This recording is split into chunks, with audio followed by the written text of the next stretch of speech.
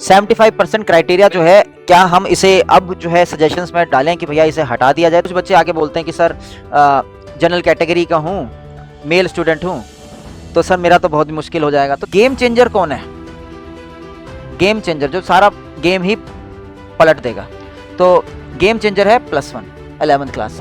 Hello बच्चों, कैसे हो आप सब? आप सभी का स्वागत करते हैं हम पीडब्ल्यू के राजस्थान यूट्यूब चैनल पर। बिल्कुल बिल्कुल सर। और आज हम इस वीडियो को बनाने का हमारा मोटिव है कि हम चाहते हैं कि भाई हर बच्चा अपनी आवाज उठाए। एनटीए ने पहली बार ऐसा हुआ है सर कि बच्चों से, पेरेंट्स से, गार्जियन से और जितने भी टीचर से सबसे सजेशन मांगे हैं। सब बहुत ही बढ़िया लग रहा है मुझे कि भैया पहली बार ऐसा हो रहा है कि गवर्नमेंट कह रही है बच्चों बताओ क्या क्या सजेशन आप चाहते हो, किस तरह का एग्जाम आप चाहते हो, कुछ गलती है तो बता दो। बिल्कुल बिल्कुल सर। बच्चा शायद मुझे लगता है कि मिनिस्ट्री चाहती है कि बच्चों के ऊपर से थोड़ा जो प्रेशर है वो थोड़ा सा रिलीज होना चाहिए। हाँ, तो बिल्कुल टीचर्स जो है सर उनसे भी पूछा है, एकेडमिशियंस से भी पूछा है, पेरेंट्स को भी बोला है बिल्कुल सर, कि अपनी सजेशन दीजिए। बिल्कुल। तो आज हमारा वीडियो बनाने का मोटिव यही है कि हम ज्यादा से ज्यादा बच्चों को जागरूक कर सके। आप लोग अपनी आवाज वहां पे बिल्कुल रख सकते हैं, जो फॉर्म है उसको भर सकते हैं। तो चालू करते हैं इस वीडियो को अपन बच्चों। तो सर बच्चों को ऐसा करता हूँ, मैं एक कहानी बताता हूँ। तो कहानी तो देखो एनटीए की तो बच्चों को सबको पता ही है। बिल्कुल तो सर। अब क्या है कि एनटीए जो है वो जेई मेंस भी कंडक्ट कराता है। तो जेई मेंस की भी सजेशंस जो है उसके लिए एक सर हाई लेवल कमेटी, क्या बात ठीक है, बिल्कुल एक ट्वीट भी हुआ है। तो सर ये मिनिस्ट्री ऑफ एजुकेशन का जो है ट्वीट हुआ है, बिल्कुल, हाई लेवल कमेटी सर। बिल्कुल। हाई लेवल कमेटी जो है, चेयरमैन जो है जिनके राधा कृष्ण डॉक्टर जो है। सर, ये बहुत बड़ी बात है कि इस बार इन्होंने बहुत ही मुझे लगता है सही पर्सन को इन्होंने वहां पे चेयरमैन नियुक्त किया है। बिल्कुल फॉर्मर इसरो के चेयरमैन बिल्कुल रह सर, चुके हैं। बिल्कुल। तो बेटा देखो इसके अंदर जो हमें चीज समझनी है वो ये है कि ये वाला पार्ट समझिए। The committee is seeking suggestion, मतलब जो कमेटी बनाई गई है वो सजेशंस देख रही है बच्चों के व्यूज। और कब तक देखेगी? 7 जुलाई तक, मतलब 7 जुलाई तक आपको टाइम दिया जा रहा है, आप अपने सजेशंस जो है वो दे सकते हैं। तो अब वही है कि सर सजेशन अब किस तरह का हो, बच्चों को थोड़ा सा हम अपने बारे मतलब हम अपनी एक रिकमेंडेशन जो है वो देना चाह रहे हैं कि भैया इस तरीके से अगर हम रिकमेंड करेंगे तो वो बेटर रहेगा। और स्टूडेंट्स जो है उनको भी पता ही है कि भाई क्या चीज जो है सही है, क्या क्या चीजें जो है प्रॉब्लम करती हैं ड्यूरिंग द एग्जामिनेशन। तो सर वो सारी चीजें जो है वो बच्चे जो है सजेशन दे कैसे सकते हैं सर, ये बताइए, इसके बारे में बताइए। यहाँ पे उन्होंने एक साइट भी दे दी है कि भाई innovateindia.mygov.in/examination। आप जब इसको ओपन करेंगे, जैसे ही आप ओपन करेंगे वहां पे पूरा सर आपने तो सर मेरे ख्याल से अकाउंट भी बना रखा है सर। अभी अपन ने तो account बिल्कुल बनाया। सर, हम तो P for physics, P for practical, जय लॉजिक, हम तो भैया जय लॉजिक बना के दिखाते हैं सर। बिल्कुल। In activity okay okay okay. चलिए, तो देखिए सर, सबसे पहले बच्चे को कुछ नहीं करना है, बच्चे को सर्च करना है। सर्च क्या करना है? हमने सर ऊपर सर्च कर रखा हाँ। है innovateindia.mygov.in/examination reform। ये जैसे ही आप रखेंगे, मैं सर यहाँ पर अभी जो है, कॉपी पेस्ट करके हाँ इसको पेस्ट करते हैं यहाँ पर, ये रहा पेस्ट है। क्या? लेकिन अब इसके अंदर सर अपन को रिफॉर्म्स तक रखना हाँ है। रिफॉर्म्स तक बिल्कुल, रखना है, बिल्कुल। एनटीए था ना यहाँ पर। हाँ, हाँ तो यहाँ तक हम रखेंगे। ये हमने रखा। बिल्कुल। आप जैसे ही ओपन करेंगे, देखिए यहाँ पे इन्होंने डायरेक्ट पूछ लिया है, आप अपने सजेशन दे दीजिए। बिल्कुल। अब अपन जैसे ही सजेशंस के ऊपर चले जाएंगे, है ना, तो भाई देखिए यहाँ पे इस तरीके से आपके पास एक साइट ओपन हो जाएगी। फिर ये पूछेगा क्लिक हेयर टू सबमिट। तो आपको क्या करना है? इस पे क्लिक कर देना है। बिल्कुल। आप और इसमें आप देख सकते हैं वही सब चीजें लिखी हुई है जो हमने स्टार्टिंग में आपको बताई थी कि भाई ये क्यों बनाया गया है। Reforms in the mechanism of the examination process, कि भाई आप और क्या क्या चाहते हैं इसमें। Improvement in data security protocols. Sir ये मुझे लगता है बहुत इंपॉर्टेंट है इस वक्त पे। और अगला structuring and functioning of the NTA, कि भाई एनटीए की फंक्शनिंग किस तरीके से और होनी चाहिए। तो इस पे हम और आगे बात करेंगे। वैसे सर मेरे ख्याल से बच्चे जो हैं वो बहुत ही समझदार हैं। यहाँ पर जैसे लिखा हुआ है क्लिक हेयर टू सबमिट, तो इसको वो क्लिक कर लेंगे और क्लिक करके सजेशंस दे सकते हैं। तो जैसे मान लीजिए मैंने इसको क्लिक करा, तो अब मैं देखिए इसको क्लिक कर रहा हूँ, थोड़ा सा मेरे ख्याल से शायद हाँ चल रहा है, क्योंकि हो सकता है बच्चों ने ही जाम कर दी हो। बहुत सारे सजेशंस उनके पास चले गए हैं। इस तरीके से आपके पास ये एक ओपन हो जाएगा। अच्छा, इसमें पहले आपको अपना नंबर और मेल आईडी डाल के रजिस्टर करना है। बिल्कुल वो सिंपल जैसा प्रोसेस होता है, ओटीपी आता है, आप ओटीपी डालेंगे और वो आप वहां पे जाके बिल्कुल अपना साइन इन कर देंगे। अच्छा, साइन इन करने के बाद आप लोग देख सकते हैं, बिल्कुल साइन इन करने के बाद आप लोगों के पास इस तरीके से ये एक फॉर्म बन जाएगा, नाम, नंबर और ये सब आप डाल देंगे। जिससे कि अब उन्होंने बोला है सजेशन एंड रिकमेंडेशन आइडिया, जो भी आपको डालना है ना भाई, पहले आप कैटेगरी सेलेक्ट कर लेना, आप स्टूडेंट है, टीचर है, पेरेंट्स हैं, एक्सपर्ट हैं, तो आप जो भी हैं, और फिर सजेशंस आप बिल्कुल यहाँ पे दे सकते हैं। तो ठीक है सर बच्चों। ये तो स्टार्ट हो गया कि भाई आपको फॉर्म फिल कैसे करना है, ठीक है ना। अब बात आती है फॉर्म फिल करते वक्त आप लोग क्या क्या और सजेशन दे सकते हैं, क्योंकि सिर्फ हमारे बोलने से काम नहीं चलेगा, आप लोगों को भी अपनी आवाज उठानी पड़ेगी। तो सर बिल्कुल सर, तो अब हम देखते हैं कि क्या क्या यार सजेशन हमें देना चाहिए। जैसे 75% क्राइटेरिया जो है, क्या हम इसे अब जो है सजेशंस में डालें कि भैया इसे हटा दिया जाए? तो देखिए क्वेश्चन मार्क लगाया है, इसका मतलब हम सवाल पूछ रहे हैं, ऐसा नहीं है कि हटा दिया गया है, ठीक है ना। तो पहले ही क्लियर करते हैं भाई, इस तरह का कुछ है नहीं। तो तो सर मैं भी बच्चों से रिक्वेस्ट करूंगा, आप लोग भी कमेंट बॉक्स में बताइएगा, क्या आप लोग चाहते हैं कि 75% का जो क्राइटेरिया है वो रिमूव होना चाहिए, है ना। क्योंकि सर और हमारा शायद ओपिनियन सेम है। सर आपका क्या ओपिनियन है कि क्या 75 क्राइटेरिया हटना चाहिए परसेंटेज का या नहीं हटना चाहिए? देखिए सर, मैं खुद अपने अगर बात करूं तो मेरे 12th में 75% क्राइटेरिया नहीं हो पाया था, और मैंने आईआईटी लेकिन क्रैक कर लिया था। बिल्कुल सर। तो आईआईटी अगर क्रैक कर लिया था तो मेरे को साफ साफ पता है कि यार रट्टू तोता नहीं बनना होता। और जो ये बोर्ड के जो एग्जाम होते हैं, सीबीएसई जो कंडक्ट कराता है ना, तो उसके अंदर सर क्या होता है कि वो हमेशा थ्योरी पूछते हैं, बच्चे को पूरा लिखना आना चाहिए, लेकिन उसका एप्लीकेशन जो है वो बिल्कुल भी नहीं आता। अगर मैं किसी से पूछूं गर्म गैस का गुब्बारा ऊपर क्यों जाता है, वो बोल देगा बॉइंट फोर्स। मैंने कहा बॉइंट फोर्स क्यों लग रही है? वो कहेगा लगती है sir. Sir hot air rises up, हमेशा आंसर पता क्या आता है? Hot air rises up. मैं कहता हूँ क्यों जाती है, उसका जवाब ही नहीं होता। तो ये चीजें सर, ये कंपटीशन चेक करता है। और यहां पर अगर आपने 75% क्राइटेरिया लगा दिया, तो मुझे लगता है कि कुछ डिजर्विंग कैंडिडेट, जिसमें मैं भी कह सकता हूं अपने आप को, अगर मान लीजिए उस टाइम पर जिस टाइम पे मैंने पेपर दिया था, उस वक्त पे आपके वक्त पे 75 नहीं था, क्राइटेरिया नहीं था, तो नहीं तो हो सकता है सर आईआईटी क्लियर करने के बावजूद सर रह जाते, काउंसलिंग का भी मौका नहीं मिलता। सब्जेक्टिव था सर हमारे टाइम पर। तो तो मेरा लॉजिक तो सर ये है कि आप इसको तो मत ही रखें, क्योंकि मेरा भी मत आपसे बिल्कुल एग्री करता हूं मैं कि 75% क्राइटेरिया इस वक्त पे हटना चाहिए। क्योंकि sir max point of view से भी अगर आप देखेंगे तो यहाँ पे हम सिर्फ प्रॉब्लम सॉल्विंग की बात करते हैं। आपको ये पता होना चाहिए, टेक्निक्स पता होनी चाहिए कि कैसे आप प्रॉब्लम जल्दी सॉल्व कर सकते हैं। पर अगर आप बोर्ड की बात करें तो वहां पे हर स्टेप के मार्क्स होते हैं। अगर आप फॉर्मूला लिखना भी भूल जाते हैं तो आपके वो 0.5 मार्क्स काट देते हैं, और ऐसे करते करते क्योंकि बच्चे को लिखना ही नहीं आता है। अच्छा, उसको कंसेप्ट सब पता है पर उसको लिखना नहीं आ रहा, उसकी वजह से वो 75% क्राइटेरिया नहीं ला पा रहा है। तो हम चाहते हैं बिल्कुल हर बच्चा एग्री करता होगा हमारी बात से। तो कमेंट बॉक्स में आप लोग अपने ओपिनियन जरूर बताइएगा, क्या आप लोग चाहते हैं कि 75% क्राइटेरिया हटना चाहिए? सर ये तो सर मेरी तरफ से, और मैंने इसके साथ जो है जय लॉजिक दे दिया। This is the logic. Sir ये पहला पॉइंट हो गया है हमारा। हम अब दूसरे पॉइंट की तरफ बढ़ते हैं कि दूसरा पॉइंट जो भी आपके हैं, तीसरा सर मीस 2025 में कंपटीशन क्या इंक्रीज होगा? ये हर बच्चे का ये डाउट रहता है। आप बताओ सर, आपका क्या है? सर देखो, मेरे हिसाब से आने वाले टाइम में एक्सपीरियंस बढ़ रहे हैं, और एक्सपीरियंस बढ़ रहे हैं तो शायद कंपटीशन भी। अरे यार इसमें तो सर कुछ मतलब सोचना ही नहीं है। अच्छा, कंपटीशन पर सर एक चीज आप बिल्कुल मानोगे कि जो सीरियसली तैयारी करता है ना, उसके लिए ज्यादा कंपटीशन में ज्यादा अंतर नहीं आता है। ये ज्यादातर आता है जो बिल्कुल पढ़ाई करने में थोड़ी मक्कारी करते हैं, और वो ही इन बातों में थोड़ा ज्यादा इंटरेस्ट रखते हैं। जो अपनी सीरियसली तैयारी कर रहे हैं उसको ज्यादा इससे मैटर नहीं करता है कि भाई हमें अपनी तैयारी अच्छे से करनी है, फिर जो होगा वो देखा जाएगा।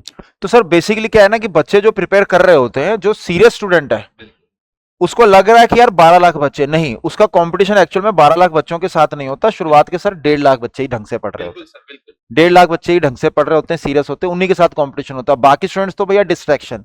आजकल सर बल्कि क्या है ना, competition will increase, yes, but difficulty will not increase sir. तुम क्यों? क्योंकि आज की डेट में जैसे बच्चे मेरे को आगे बोलते हैं, सर आपके टाइम पे तो सर लोग कम थे, वैसे कम तो नहीं थे, चलो मान लो 8-9 लाख थे, बट आज की डेट में ना हमारे पास इंस्टाग्राम है, यूट्यूब है, जिसमें आर्टिफिशियल इंटेलिजेंस लगा हुआ है। वो वहां पर बैठे हुए हैं, आप भी हमें यूट्यूब पे देख रहे हो। अब देखना, अगर आपने हमारी वीडियो देखी तो इसी तरह की वीडियोस आपको रिकमेंड होने लग जाएंगे। तो ये सर वहां पर वो इतने हाई पेइंग जॉब जो है वहां पर लोगों की होती है कैलिफोर्निया में, और उनको बोला जाता है कि कोड करें कि किस तरह से जो भी हमारा व्यूअर है वो बस चिपका रहा है स्क्रीन के साथ, उसको कोई लेना देना नहीं है कि आपका करियर क्या। कभी वार्निंग आती है क्या सर यूट्यूब पर कि बस बेटा पढ़ ले? नहीं। बिल्कुल सर। तो सर अब ये चीज जो है ये हो रही है, तो बहुत सारे बच्चे गेम्स खेलते हैं, डिस्ट्रैक्शंस खूब सारी हैं, तो आज की डेट में सर सक्सेसफुल होना बहुत इजी है।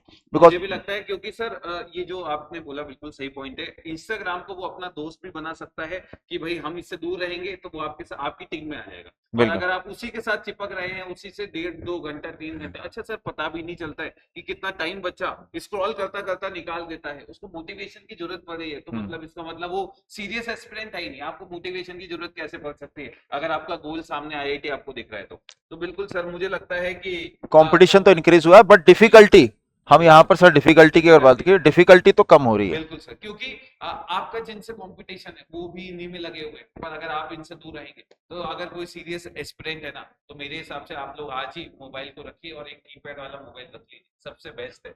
सर इतने बढ़िया बढ़िया गेम्स होने लग गई हैं, मेरे को बच्चों ने बोला कि भाई इस तरह से हम फंस जाते हैं, तो मैंने कहा चलो मैं भी देखता हूँ, गेम खेल के देखता हूँ। हाँ, तो गेम खेलने लगा, तो आपने जो कहा ना टाइम का पता नहीं चलता, ऐसे ही होता है। ठीक ना, तो मैंने हार मान ली, तो मैं बच्चों को कहूंगा हार मान लो यार, हार मान लो, कहो कि नहीं यार।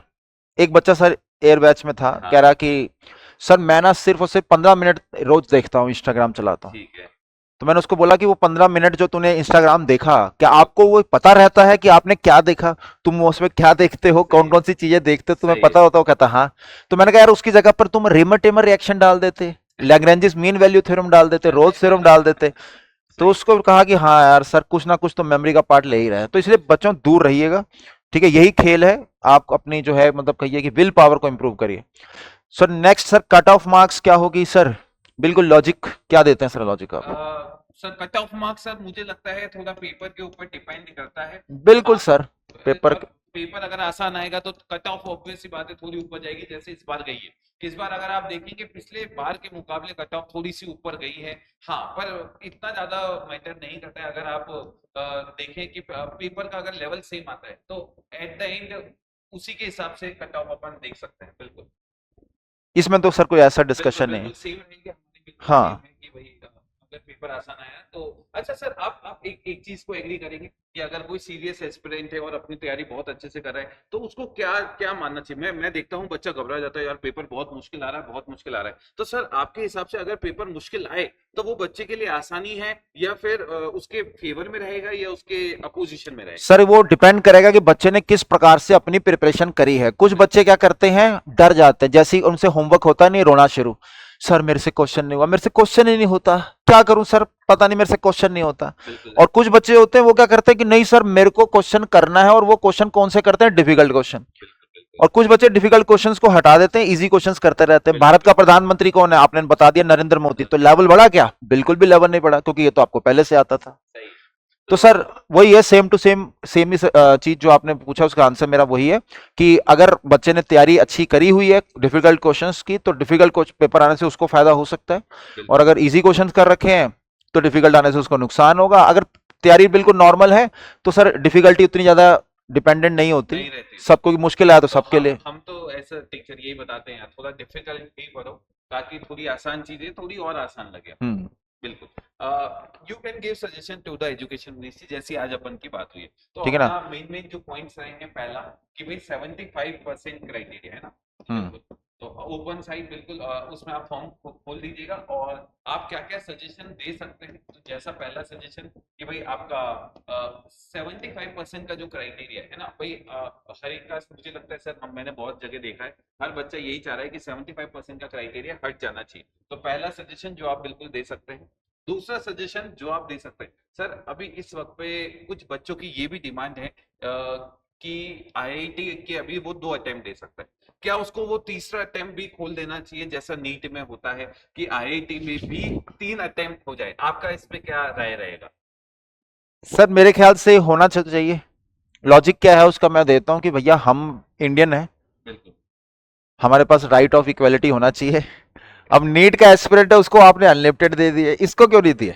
चलो एक काउंटर मेरे जो लॉजिक का एक एंटी लॉजिक देने वाली एक जनता जरूर होगी, वो कहेगी कि अगर हम ज्यादा अटेम्प्ट्स अलाउ करते हैं तो उससे क्या होता है कि कॉलेज में अगर कोई ऐसे लोग आ गए जो कि घिस के आए हैं, ज्यादा उनको एनालिटिकल स्किल्स उतनी डेवलप नहीं हुई है, घिस के आए हैं, तो कॉलेज में चलेंगे नहीं।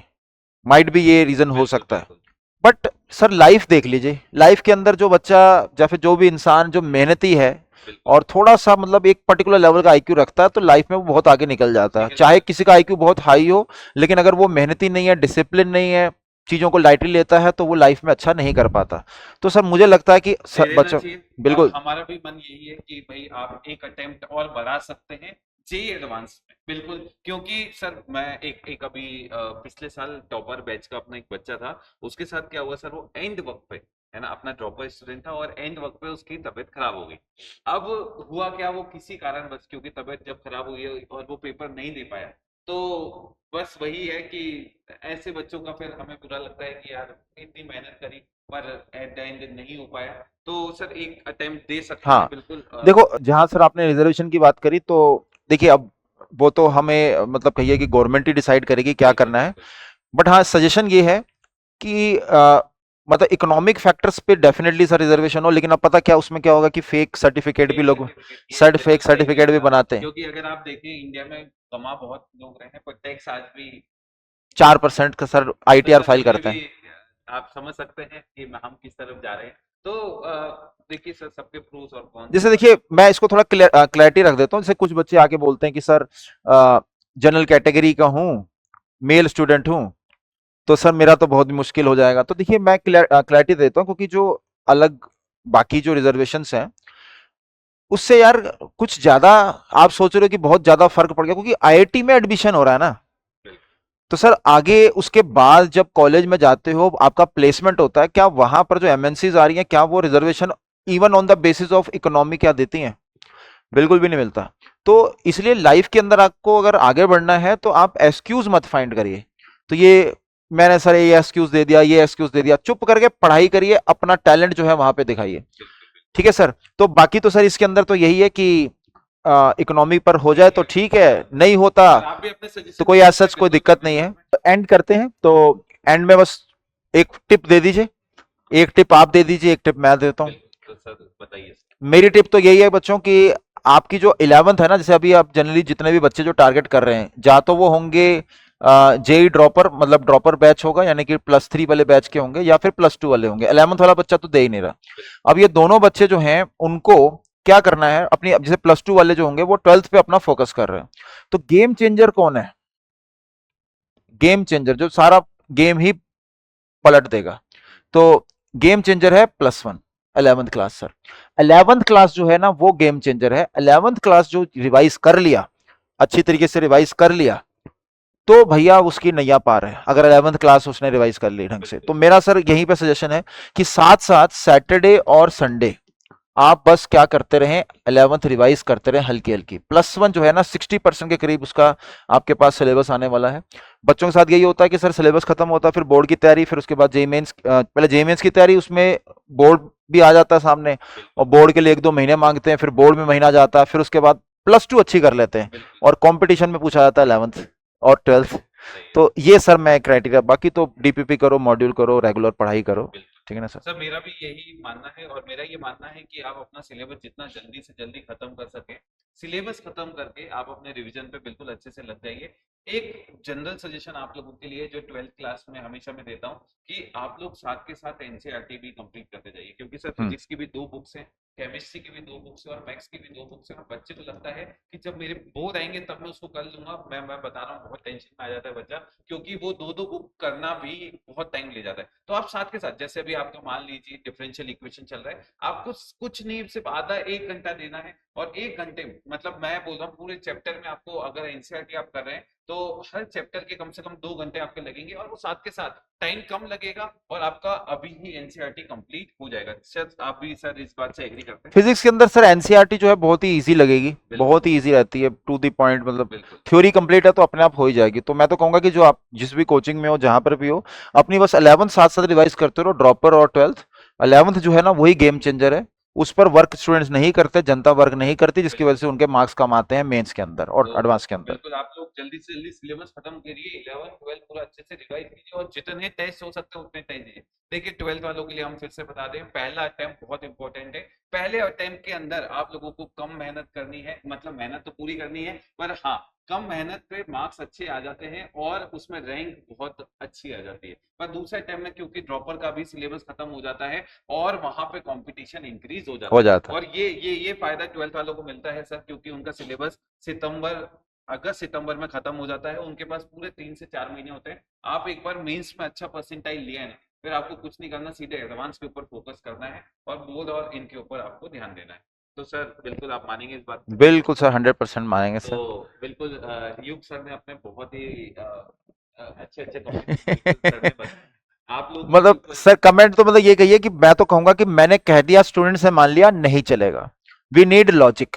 अगर मैं कुछ कह रहा हूं तो अगर उसके साथ कुछ लॉजिक दे रहा हूं और वो लॉजिक सही है तो सही उसको मानो। अगर बिल्कुल सर ने कुछ कहा, सर ने बिल्कुल बताया कि देखिए पहला अटेम्प्ट है उसमें कम मेहनत में अच्छा आ सकता है, उन्होंने लॉजिक दिया, क्योंकि जो बाकी बच्चे होते हैं वो फर्स्ट अटेम्प्ट में अपना सीरियसली अटेम्प्ट नहीं देते, वो सेकंड अटेम्प्ट को मेन अटेम्प्ट मानते हैं। और आपको पता है कि बेस्ट ऑफ 2 होता है। तो अगर आपने पहले अटेम्प्ट पे अच्छी तरीके से पूरा का पूरा वार कर दिया, मौके पे चौका डाला, तो आपके जो परसेंटाइल है वो बेटर आएगी। तो लॉजिक दिया क्या। बिल्कुल सर।